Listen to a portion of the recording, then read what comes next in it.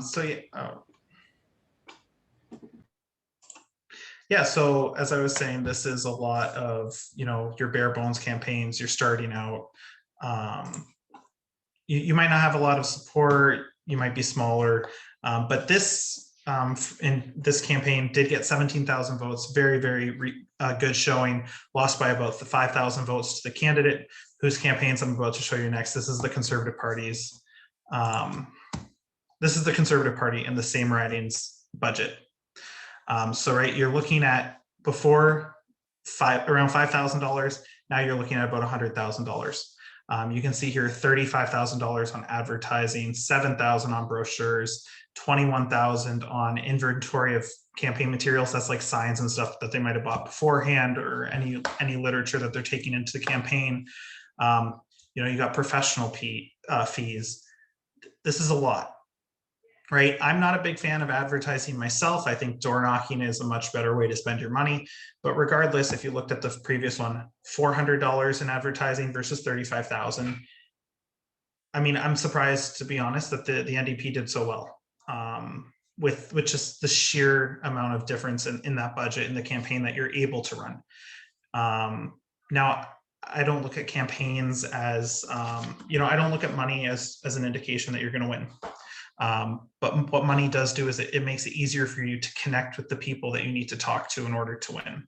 So again, 35,000 on fundraising or on advertising is a big difference. You can also see, whereas in the previous campaign, they raised about $1,700 in the campaign. This campaign raised $58,000. So from a sheer budget standpoint, it's a very, very different race that the two campaigns are running. So I guess the real question is, how do you get from the first one to the second one? Here's a very well-funded NDP campaign that was in the 2018 election as well. You can see here $58,000 in contributions. And the one number I really want us to focus on here is under salaries and benefits, $42,000. So whereas our one campaign ran a budget of around 5,000 or 6,000, this campaign is running a budget of around 100,000 as well. But is spending 42,000 of that on hiring staff in order to knock on doors. They're spending 16,000 on signs, and they're spending where's the brochures? $5,000 on brochures. So a campaign, that has spent the money in order to get people to knock on doors, which is the primary reason that we should be fundraising. It's not to get the money; it's to reinvest, to reach out to our community in order to get them to come to the polls. And the one place that I say we should start is we start with people, not with money. So this is from Rules for Revolutionaries. These are the people that were behind Bernie Sanders' campaign. And they say you need to have a base that wants to support you. If you don't have that base, you face two options. You seek large donations from rich people, or you build a base so that you can seek small dollar donations. Again, like I said, the Conservatives have $1,600 spaghetti dinners. No working class voters for the NDP can afford that. So what we've got to do is we've got to build up our base in order to get those small dollar donations. And we're going to have other webinars on how to do that. But real quick, these are some of my suggestions. First, you got to give somebody a reason to work with you. Everybody wants to work on a winning campaign. It's easy to volunteer or donate to a campaign that gets 50% of the vote. The most dedicated activists, though, across the country are those who are doing the same work as a candidate that gets 50% of the vote for a candidate that gets 10%. So it's really how do we get those people to stay? How do we get those people involved? And the big thing I say to start with that is it's not about votes or raising money. It's about benefiting the people in our community. Not every community has right, and it's about finding your spot in the community. So not every community has a climate activist group or a housing rights group, but every community has an NDP riding association. Work with the groups that are there, plug the holes where they're not. This will make you a force in your community. Imagine if every time that something bad happened in the community, local activists were looking to you as the NDP. We're looking to us. We don't always have to win an election to make change. Showing up in our community can make just as much change. Showing up to pickets, protests, community events, things like that. The second or another thing is be true to who you are. Don't try to sugarcoat it, or don't try to sound like you're liberals in order to win liberal voters. Be true to who you are as a campaign and what you value, and you will bring people along. Again, you might not win, but at least building those connections will go a long way. Treat your base with respect. Another thing I think everybody really is frustrated with is when it's only ever emails about how do we make the NDP better, how do we rate, just asking for money. You've got to show people that you're worth it. Again, this is people's time for volunteers. This is people's money that they've worked hard to make. A lot of our supporters don't make a lot of money. We have to be the ones showing them that this is an important thing to do. And lastly, your base is bigger than you know. You just have to find it. So a lot of people have been asking questions. How do we build up our lists? How do we get more people?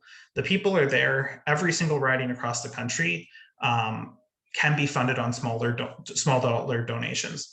Even the smallest ridings, our worst results are 5% of the vote, but that's 3,000 people. That's the lowest number of votes that we got in the last federal election. 3,000 people, $10, it's $3,000. It's better than the 100 ridings across the country that we have that are running on $0 in funds. So we just have to identify them. And we got to set goals. So what I would do to start is separate your lists. On the one hand, you're going to have riding donors. Riding donors are not necessarily people that live in the riding, but people who the riding has on their list, whereas candidate donors are people that the candidate has on their list. Riding donors are past donors, party members, volunteers, or people who had sign locations, people in the labor movement or social movements in your city or in your area. Candidate donors are a very, very different type of donor. Whereas the first donor is likely going to give because they share the values that you have.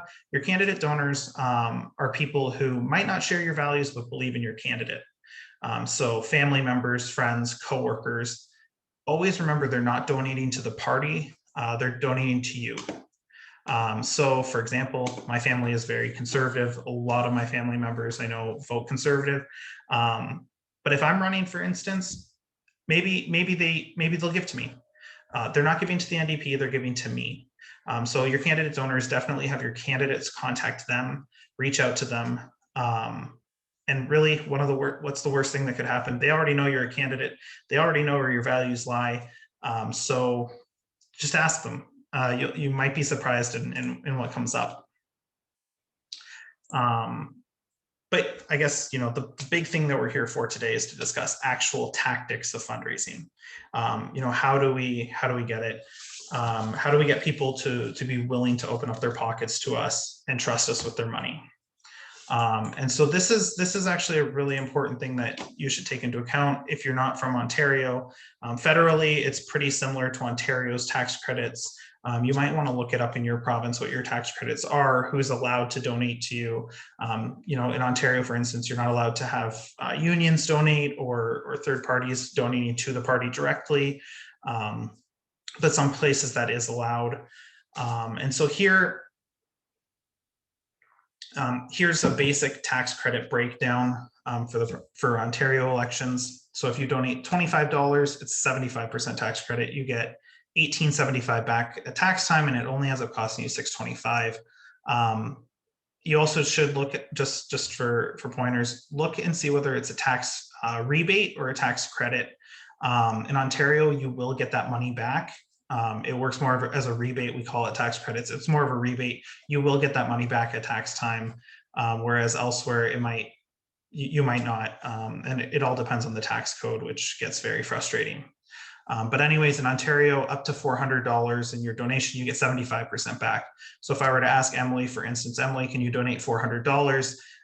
It's more of a loan. A lot of people see it as a loan of $400 that you're going to get $300 of that back come tax time, whereas it's only end up costing you $100 at the end of the day. So that's probably, if you're looking at tax credits, that's especially for people who can afford it, that's really where they're going to want to go. When I've been on the phones with some people, they'll straight up ask, what's the tax credit at for this year for 75%?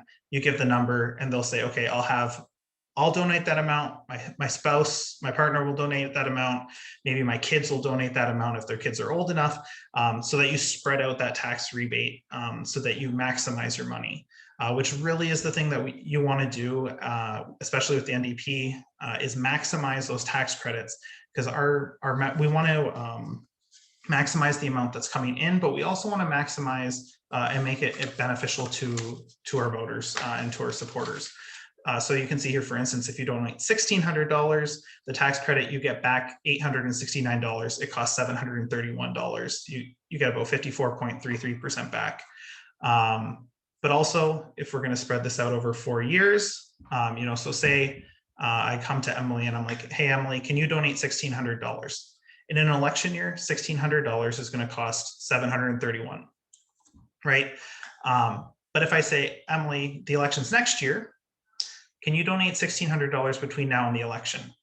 And I'm going to save you money. I'm going to tell you, if you donate $800 now and $800 come election time next year, it's only going to cost you $588 as opposed to $731.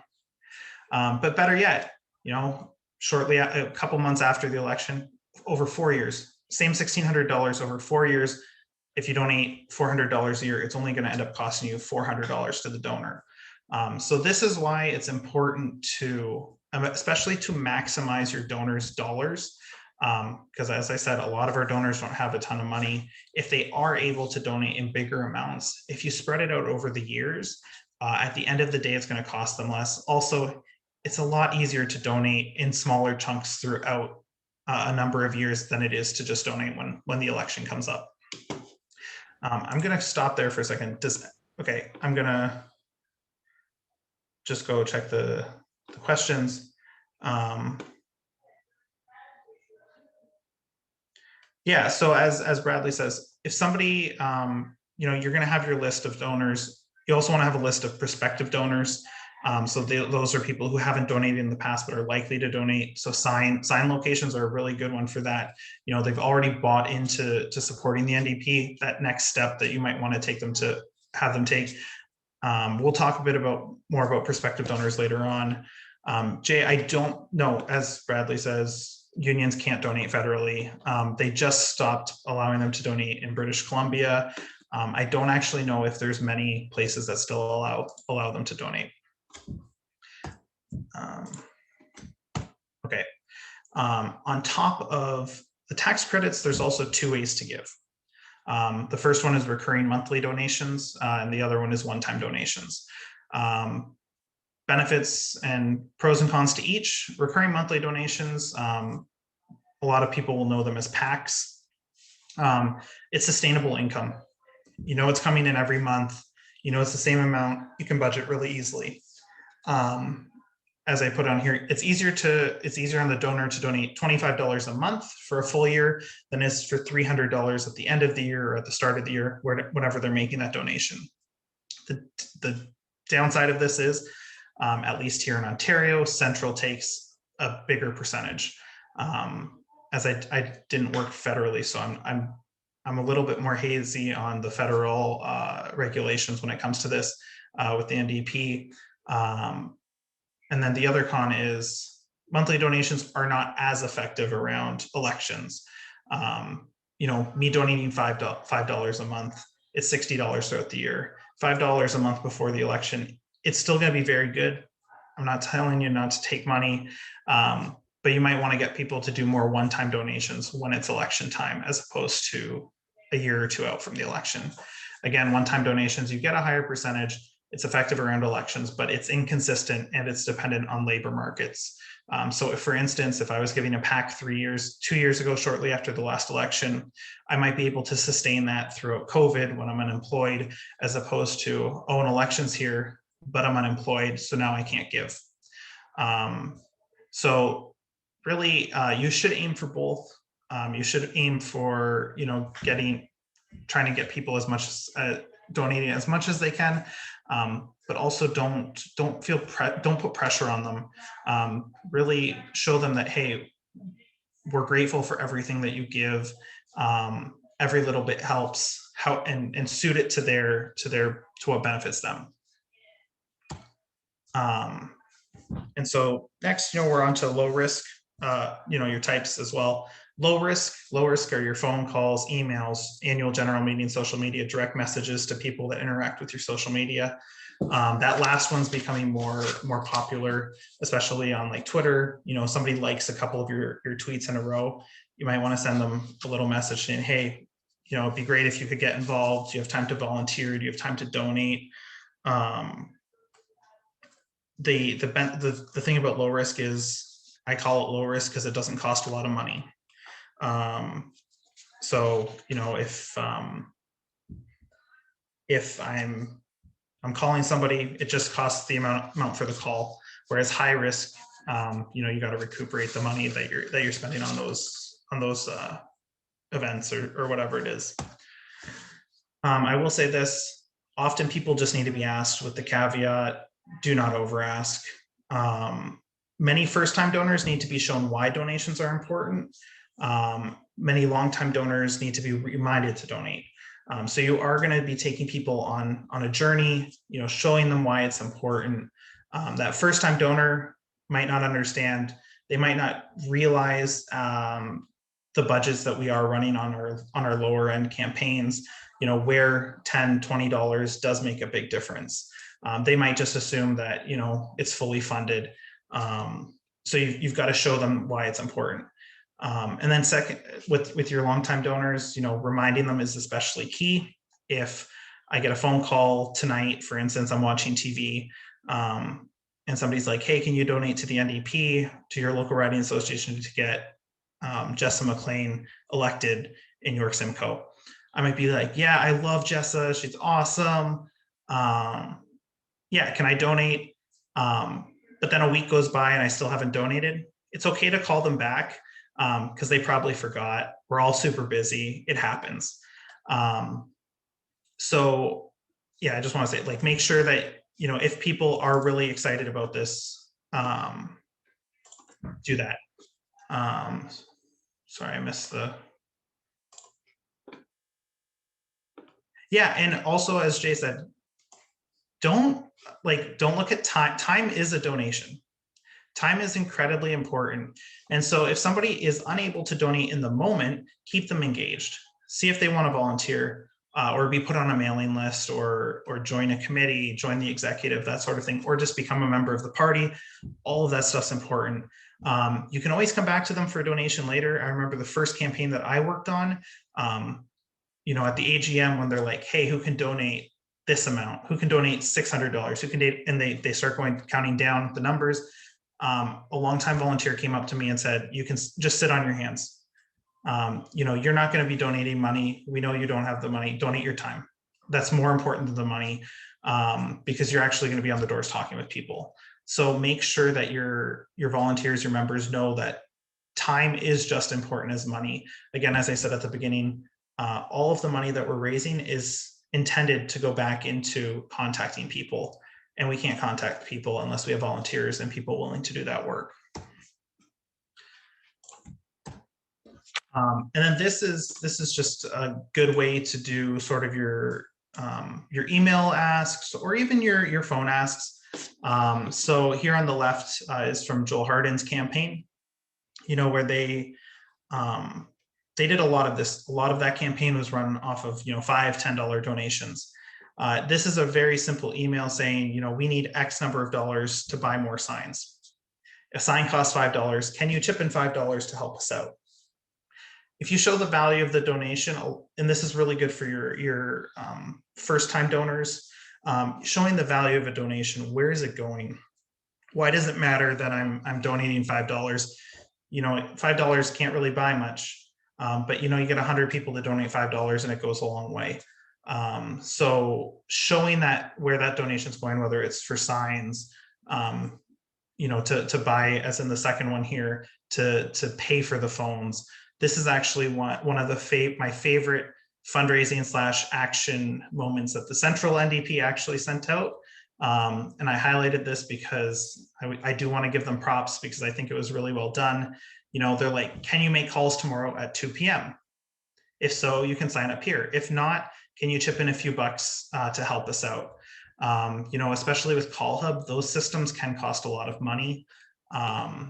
So if you can say, hey, I understand that you're working, can you maybe chip in $5 to fund us for an hour of making our calls? It looks good to your members. You're not asking for $124 to make a deadline by midnight. You're saying, hey, this is an actual thing that we're doing next weekend. Can you help us out either in person or financially? And it just sounds a lot better. It sounds really good. And it will be successful. Maybe not at first, but as you're contacting, you get maybe $5, funds 5 people to call for an hour.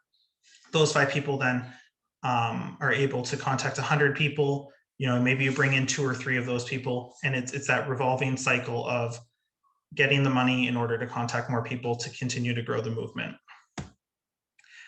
As I said, those were low risks, your small asks. Your high risks are your big money or big failure events. Dinners or events, those are a big one. When people always around the elections are like, oh, we're gonna host a dinner, we're gonna raise a couple $1,000, $100 a plate. But you got to sell every single plate in order for it to be worthwhile, or else for everyone after that, you're losing money.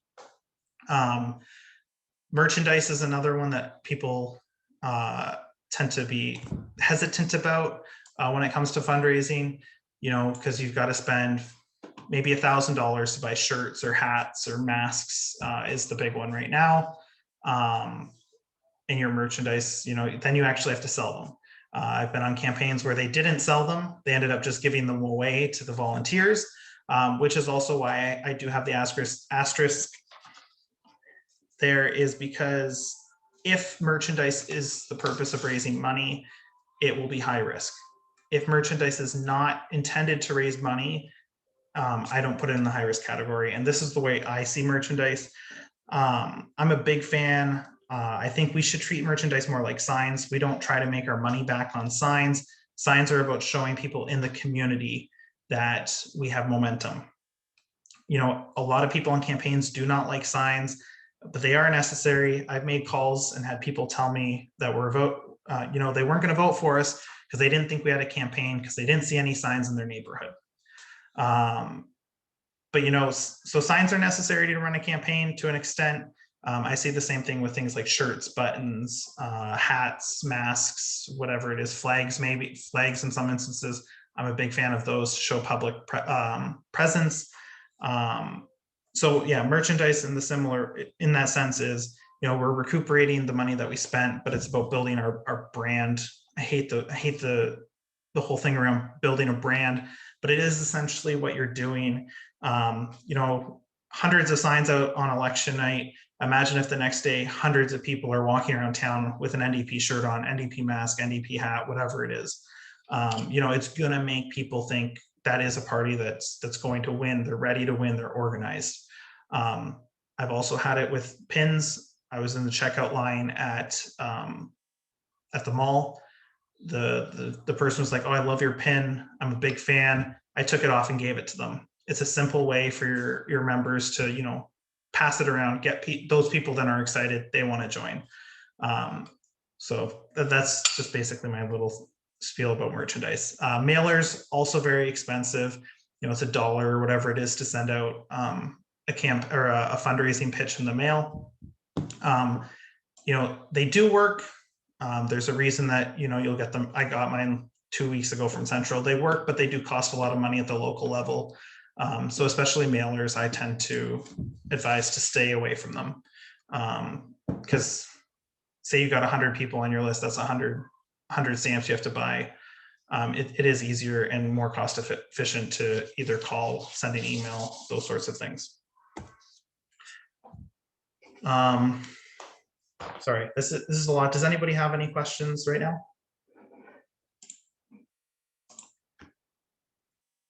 I feel like I'm just rambling, running through it all. Actually, I'm not sure, maybe this is something that would be better asked at the end, but in terms of our fundraising strategy and like timing our, like when we're going to be calling through our lists and so forth, obviously we've started already and we've been doing fundraising emails and stuff. We don't have our candidate yet on the federal side. They're still being vetted. We're waiting to have our nomination meeting and so forth.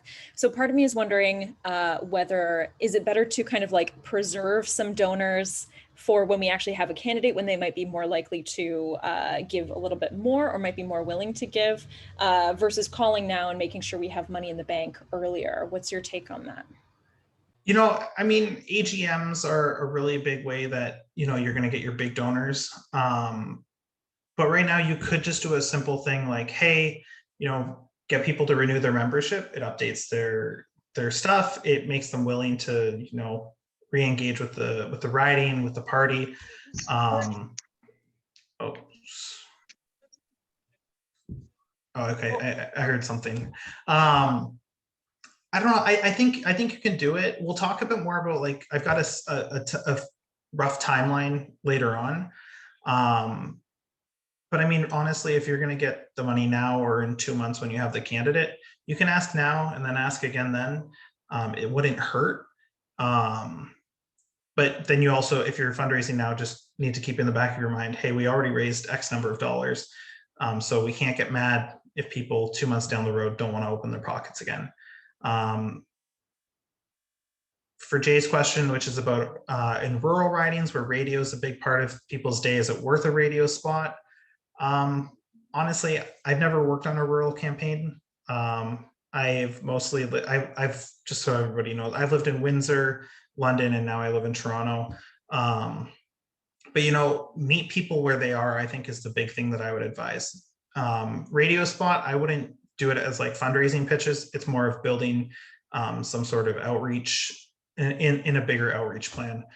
But yeah, I mean, honestly, I don't know. I don't know on that one. So yeah, sorry, Jay. I can't solve all of your problems.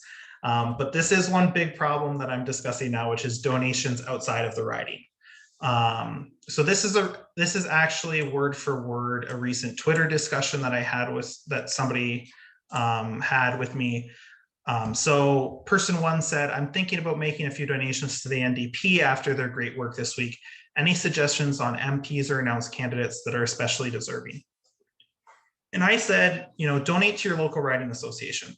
The only way to grow local is to support local. And somebody completely outside of the conversation said, I will target my NDP donations to a riding that is not mine. The Conservatives could run a squirrel and win in my local riding, which is actually, and this is a huge thing that I've heard on the phones too, is that people do feel this way, and it's disheartening. It is tough. It is tough to run in a riding or fundraise or do whatever in a riding that you might think has no shot at winning. The one thing I would say in response to that is, you know, there are a lot of ridings. If we only won the ridings that we've won historically, we barely crack 130 seats. If we look at ridings that we've won more than once, we're barely we might not even crack 100 federally. So we have to win in places that we've never won before if we expect to form government at any point in time. But this is a very big issue, donating outside of the riding. It's not donating outside of the riding that's the problem. The problem is the ridings that people are targeting to make those donations. The ridings that have lots of money, lots of volunteers. You know, as I said before, everyone wants to be on a winning riding or at least a competitive campaign. You know, we need to show them that we can be competitive in the local level. One of the people in my riding association said the rule of thumb for them is, sorry, my dog just opened the door. The rule of thumb for them is if you make donations outside of the riding, it's only to non-incumbents. So that way, you know, incumbents have the advantage of fundraising over non-incumbents. So if you are going to help somebody else outside of the riding, make sure that it's somewhere that we could hopefully win in the next election or is trying to build, doing a really good job. And so, again, as I said, we need to show people that we're competitive in the local riding. Some ways to do that. I mean, we unfortunately do need money in a lot of instances to do that. As I said about my story of people saying, oh, I'm not going to vote for you because I didn't see any signs. Imagine if we had signs all over the riding on the first day of the election. People will be like, what's going on? The NDP, I've only ever seen 2 signs. Now they've got hundreds everywhere. You know, it takes a long time to do. It's not going to be that in the next election a riding that when 10% of the vote is all of a sudden going to have hundreds of people showing up to do it, or hundreds of sign locations. It's a process. And that process is raising money to contact people, and then that cycle in order to keep building and make meaningful change in people's lives. You might ask, okay, so I get somebody on the phone, what do I actually say to them? And the first thing is be true to yourself. Again, I said before, don't try to act like a liberal in order to win somebody's vote or win somebody's approval. You know, we are a working class party. You can act like it. You can say the things that you truly believe. And, you know, we saw that in the Bernie Sanders campaign in the United States. When people had radical ideas, people showed up to vote, volunteer, and donate. You all have a different method that works for you. I like having conversations on policy. I like talking about that stuff. Some people get more straight to the point. Some people have a personal relationship with the person that they're calling. You know, they can talk about certain things, family, whatever it is, work, that sort of thing. So just keep true to who you are as a person or on your campaign. Keep it relevant. I mean, that's kind of straightforward, but don't go off on some random stuff that's going on. You know, maybe across the country. Try to keep it local. A lot of people like that. Bring it back into what the purpose of the discussion is. If somebody, you know, is going to be aggressive or something like that, you know, you don't have to take that as a volunteer. No campaign should encourage people to take abuse on the phones. So it's just, you know, hang up, say have a nice day. Try to end it on a positive note, but honestly, if they're yelling at you, you don't have to. And then lastly, don't make it all about money. Reaching out to members outside, especially outside of an election period, is as much about keeping them engaged as it is about raising money. If all you raise is the cost of calling, but have good conversations with supporter, it is time well spent. Which is, I think, something that often we're not really talking about, because we want the big dollars, because we're told that money is what wins elections, which it just really isn't. And then I have here, you know, a quick sample script. You know, again, you know, hi, I'm calling on behalf of such and such a person or riding. A bit of small talk, bit of policy that's close to their heart. I like open-ended questions like, hey, did you, you know, are you a renter? Did you hear about the NDP's new plan for housing? Or the environment, or job, you know, if they're a union member, maybe you talk about anti-scab legislation that the NDP wants to bring in. I don't know what it is. Then bring it back. You know, I'm going to cut to the chase. I'm calling because we're less than a year from the election, so many months away. You know, this is when we get ahead of the other parties or we fall behind. If it's going to be competitive, we need to start now. Can I have a contribution, or can you help us out with a contribution? You know, this is a similar thing that you're going to do for emails, calls, texts, all of those sorts of things. It's a pretty standard script.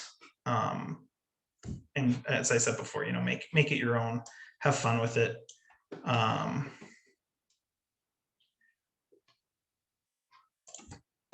All right. But then the next question is, okay, so they've agreed to donate, what's next? And these are actually in orders of priority that I have written out here. You can take the donation over the phone. Some people don't feel comfortable with this. I've done this a lot. Just keep open on your screen, you know, the NDP donation portal, make sure that you're in private mode so that it's not saved. You know, you can take their numbers over the phone if that's easier for them. If you're using Call Hub, which I highly encourage you to do, make sure that you have the automated text feature built in. When you're on the calls, you can hit it and automatically sends them out the link to the donation page or to any events that you're doing. It's a very helpful tool. You can email the link, not as preferable because people lose emails all the time. You can also have them mail in a check. Preferably though, have somebody go pick it up. because it gets to you quicker. Yeah, especially, and here's the thing, especially with checks as well, is if you're waiting to start donating until the writ drops, you're going to be 2 weeks behind. You're not going to get your signs in time. You're not going to get your lit in time. And then by that point, when you get it 2 weeks after the writ drops, you're another 2 weeks to the election. You're pretty much not going to win. It's going to be very, very difficult for you to do, which is why you need to have sort of all of this stuff ready to go and out the door. Once the writ, 3-4 months before the writ, you need to start planning this stuff in order to have it ready. Again, as I was saying earlier, here's just a quick fundraising timeline. Maybe January, February, you have a membership drive. April, you're checking in, people updating them about what's going on. At this point, you can, if somebody says, how can I help out? Whenever somebody says, how can I help out? Give them the 2 options. You can volunteer, have a date set up that you're going to volunteer with people because you don't want them to sign up to volunteer. And then you have no contact with them or nothing until a far off date. That is a big problem where a lot of people are like, well, I tried to volunteer, I contacted you, I just never heard back. So follow up with the volunteers because they are very, very important. Maybe in the summer, as I have here, you want to have an event, barbecue, yard games. This is just as much, again, about raising money as it is about keeping the community engaged, getting people together for something other than strictly politics. It's a good idea to do. Again, and then in October, you might check in and update people again, see where the enthusiasm is, and then your end of year fundraising, which is your typical, hey, can you donate today? You'll get the money back in 3 months once it's tax time. And as I said, a lot of people, it's very, very, they're very open to it. Oh, whoops. Oh, and I lost one of my slides. That's great. So one thing I will note is a lot of times people just have to be asked. Just ask them. As I've said this a number of times, people forget, people don't know, lots of stuff's happening in our lives. Maybe I got a job, right? So I'm unemployed right now, but today maybe I get the call, no, I'm unemployed, but I can help out as a volunteer. 2 months down the road, I get a job. Now I can maybe donate a little bit. So yeah, just don't be scared to ask. I think that's the biggest thing. I was looking through some of the financial statements from writing associations. We are a year away from the Ontario election, and a lot of them had 0 donations over the last year. Even a small donation, 2 years ahead of an election can go a long way.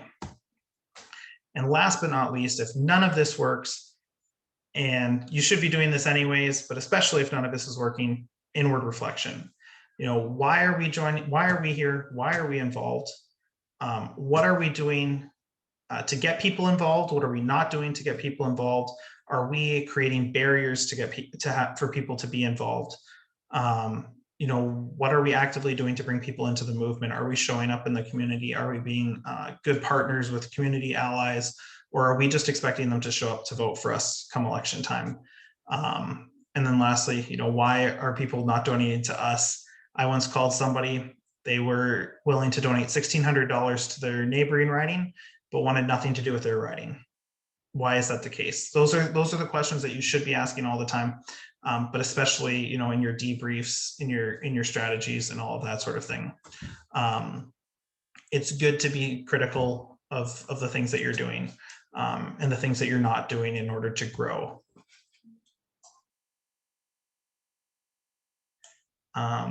Otherwise, I think that's the end of what I've got. Here, we'll stop the share screen. I'd love to hear from some people in the room about any questions that they have. I'll be honest with you all. One of the big reasons I wanted to do this was simply to encourage people to start doing it. Because sometimes we just need the boot to get us going. I think Jay had a question in the chat. Yeah, Jay, you can go ahead. Can you hear me? Yep. Okay, it's a big question. I've asked it to many people. It's not being asked necessarily because I think you're going to solve my problems, but it's something I'm trying to get lots of perspective on because I'm Sicilian. It's a culture of your problems are your problems. Deal with it. Shut up and deal with it. And it's kind of like a European flavor. And in my riding, it's the largest francophone riding outside of Quebec.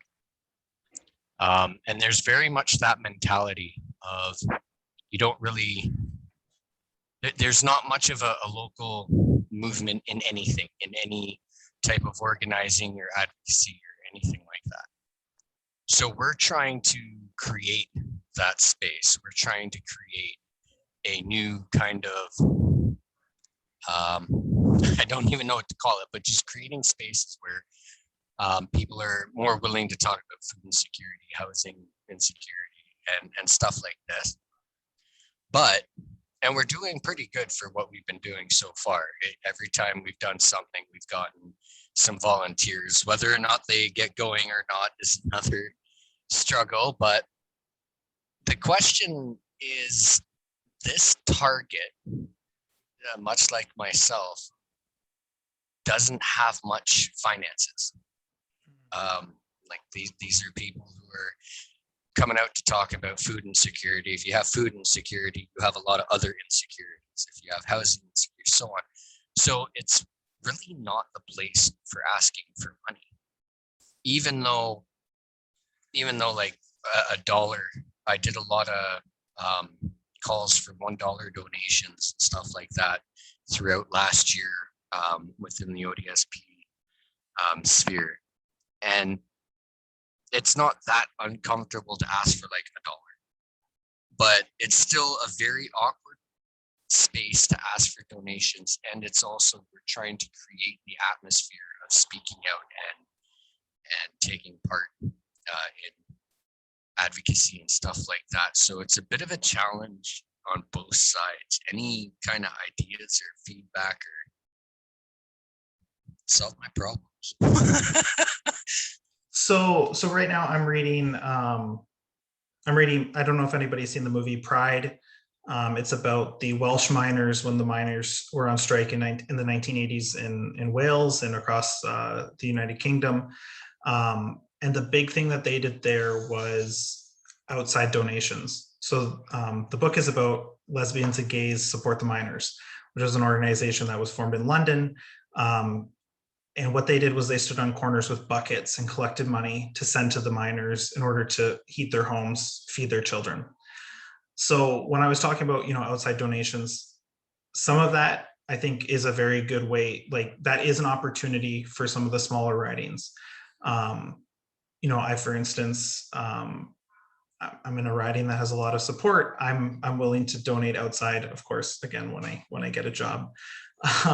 Which is also the problem, is that a lot of times we are asking people who are unemployed, who are on ODSP, to make donations, which is also where, we need to get the people who can donate to donate, and the people who can't, hopefully they can volunteer. If they can't, that's understandable too. I mean, a lot of people, it's tough. It's tough to give up a Saturday afternoon.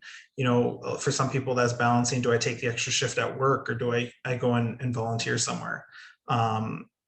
So I think that a big part is understanding that we won't necessarily always get the big dollars from in our community. We can ask outside for help. So if anybody here is on the Riding Association and has a list of donors, like you can add me to the list. Give me a call at the end of the year. Hopefully I have something that I can help out with.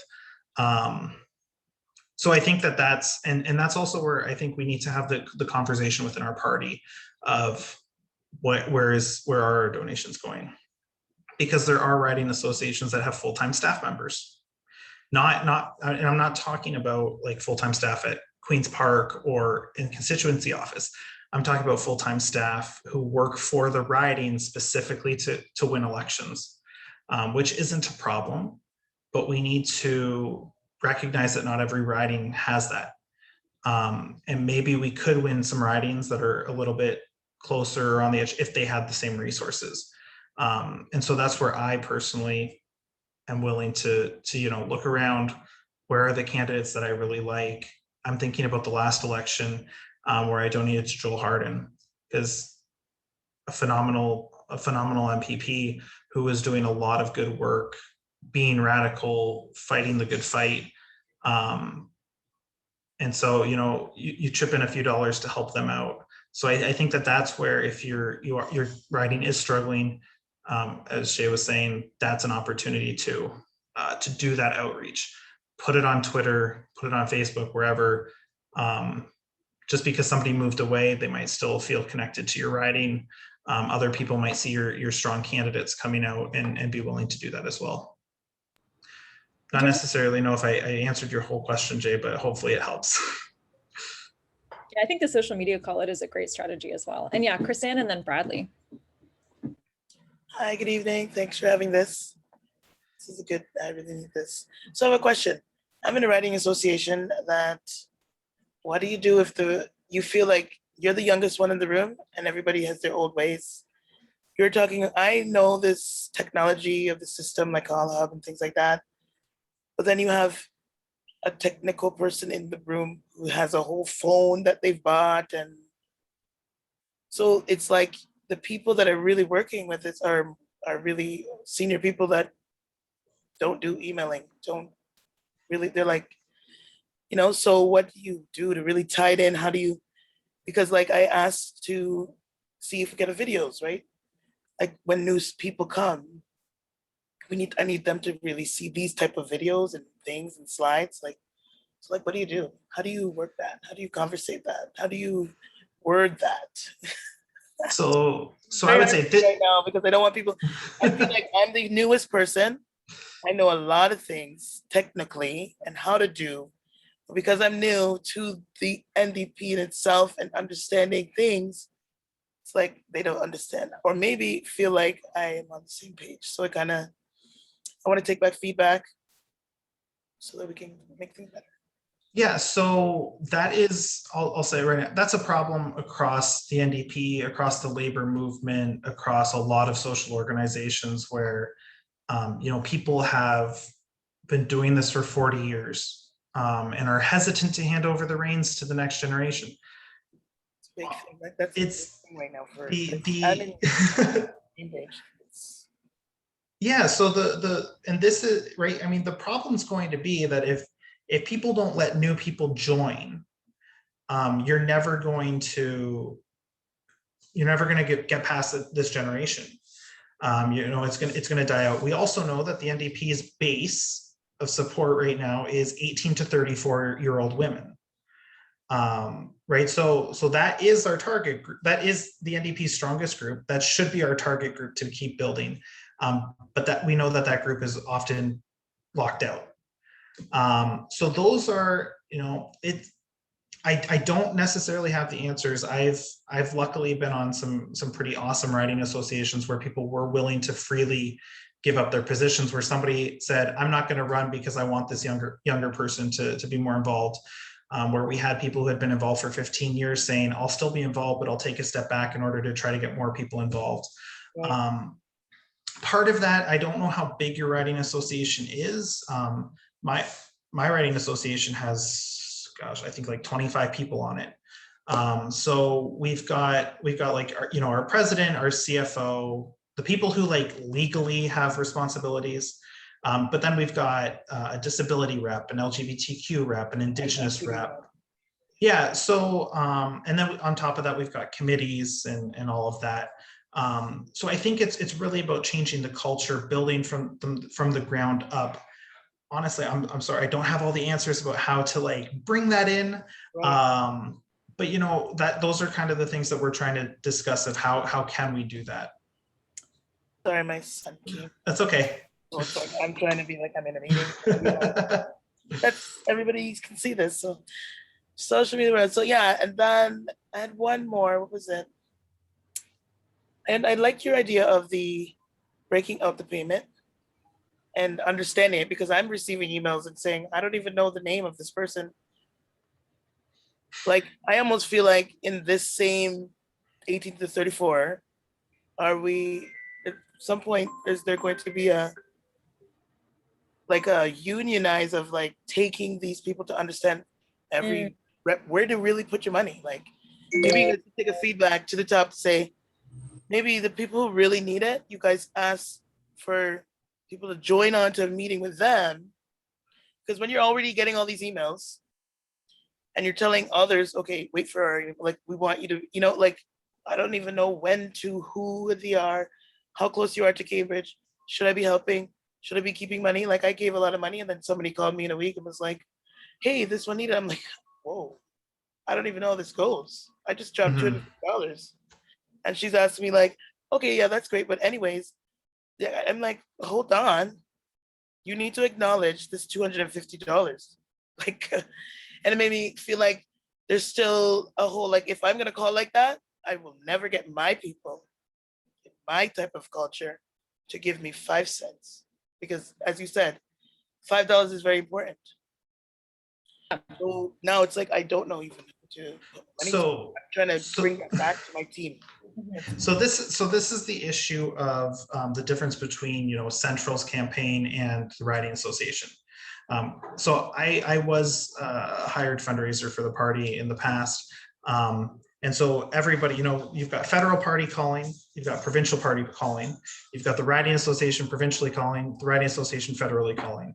Then you've got all of them emailing you as well. Right, it's a lot to comprehend, and it's a lot to wrap your head around.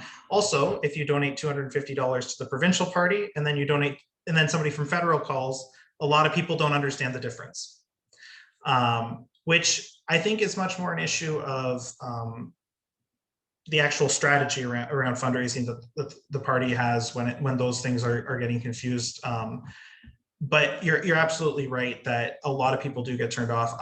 When I've called and somebody's like, I was talking about policy with somebody and somebody's like, oh, finally you're calling and not just talking about raising money. Right there, I knew in my head, I'm not going to ask them, even though I'm supposed to ask them. I'm not going to ask them today. I'll call them back in a few weeks, and maybe then we have that conversation. So yeah, unfortunately, you can't stop, the party from calling, but the conversations that you have at the local level, those are where we can control and we can take control of. And so that's where I think it's a lot better to say, hey, we're making calls on Saturday. Can you chip in a few bucks to help us out? Or can you help us make calls? Because then at least somebody's like, well, I know that my money is going to this, or they know I'm going to contact people, which is the ultimate goal. That's a good idea. Okay. So thank you. I think Bradley was next. Yeah. Yeah. Sorry if I'm a little muffled. I'm walking inside right now. That's okay. First, okay. The first observation I wanted to say is what people have been describing here when they make a call and then they don't, and they feel nervous, they feel cautious, they don't deal with rejection very well. That's called call reluctance. There's a well-known thing in sales, which is what this is. I like to say it's sales with a point. We're not being shady here. We have an extremely noble purpose. And the biggest thing that I remind myself is that we are fundraising for a local candidate, and we're going to see that. We're going to see the results very shortly in signs, in our office, in our local area, and people are going to be able to touch and feel it. So it's a very transparent thing. It's a very honest thing. And once you keep that in mind, it's a lot easier to deal with the reluctance. The second point I want to say is the second strategy with dealing with call reluctance is to get a better list. And it's because I live in Peterborough and I've had issues getting qualified lists. I've lived in Northumberland, had even more issues. And I found that it's possible to search elections disclosures for federal and the provincial lists and see what your membership is doing. And I want to be clear here, under no if you're not going to get all the money, and don't think that it's a lump of money, but it's certainly possible to say to somebody who gives $200 to the federal party for them to give you an additional $50 for the campaign, and to make sure that they get a call to get a sign put on their lawn. So there are people who donate because they're on the federal call lists, are on the provincial call lists, and we can identify those because they're mandated to be disclosed publicly. And then we can go in and do our thing as a riding. I like to think of it as it's a relationship. We don't push each other out. We work together. We do separate things, and we do to the same point. Thirdly, just to the point where it was observed, because I've been through the same thing, getting new people on the riding. There's been a tremendous culture shift in Canada over the last 20 years in terms of the laws have changed and the practices have changed. We now have hard donation limits, and fundraising practices have had to change. And that basically turned what had been a century of static practice on its head. So everybody's going through this, and it's very difficult, but it's very worthwhile to change when you do. So I would say it is something to be embraced, and don't worry, it is very difficult. It's difficult for everybody. And if you're going to reach out to people, make a few calls. Calls work, and they're fairly cheap. Thank you. The one thing I will note is I just added a link to the chat. I don't know where to find it for other provinces or federally, but that is the Ontario Finances Overview. You can look up any riding association to see where their financials are at. For any party, you can look up even the provincial parties like the Ontario NDP's financials and where they're at.